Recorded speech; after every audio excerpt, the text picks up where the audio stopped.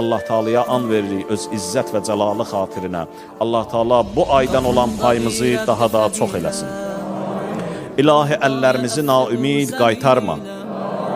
İlahi amin deyən dilləri lal öldürmə.